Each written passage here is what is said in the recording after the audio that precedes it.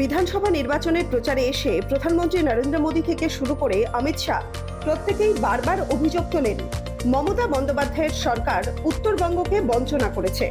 2026-এর বিধানসভা নির্বাচনের ফলের পর ছবিটা পরিষ্কার।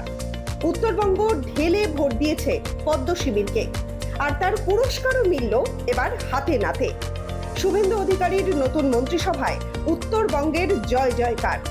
1 জুন সোমবার শপথ গ্রহণের পর দেখা গেল উত্তরবঙ্গের 5টি জেলা থেকে মোট 10 জন প্রতিনিধি জায়গা পেয়েছেন শুভেন্দুর মন্ত্রিসভায়, যার মধ্যে 4 জন পূর্ণমন্ত্রী, 1 জন স্বাধীন দায়িত্বপ্রাপ্ত প্রতিমন্ত্রী এবং 5 জন প্রতিমন্ত্রী। আগেই নিশীথ প্রামাণিক পশ্চিমবঙ্গের ক্রীড়া, যুব কল্যাণ এবং উত্তরবঙ্গ উন্নয়ন মন্ত্রী হিসাবে শপথ নিয়েছেন। পূর্ণমন্ত্রী হিসেবে শপথ নিয়েছেন আলিপুরদুয়ারের ফালাকাটার বিধায়ক দীপক বর্মন। শিলিগুড়ির বিধায়ক শঙ্কর ঘোষও পূর্ণমন্ত্রী হিসেবে শপথ নিয়েছেন আলিপুরদুয়ারের কুমারগ্রাম কেন্দ্রের বিধায়ক মনোজ কুমার ওরাও পূর্ণমন্ত্রী হিসাবে। স্বাধীন দায়িত্বপ্রাপ্ত প্রতিমন্ত্রী হিসাবে শপথ নিয়েছেন কোচবিহারের তুফানগঞ্জের বিধায়ক মালতী রাভা রায়। প্রতিমন্ত্রী হিসেবে শপথ নিয়েছেন মালদার হবিবপুরের বিধায়ক জুয়েল মুর্মু।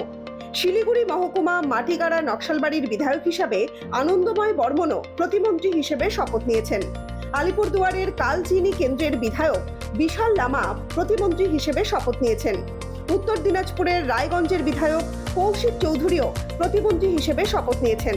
প্রতিমন্ত্রী হিসেবে শপথ নেওয়া আরেক গুরুত্বপূর্ণ মুখ উত্তর দিনাজপুরের করণদিঘির বিধায়ক বিরাজ বিশ্বাস।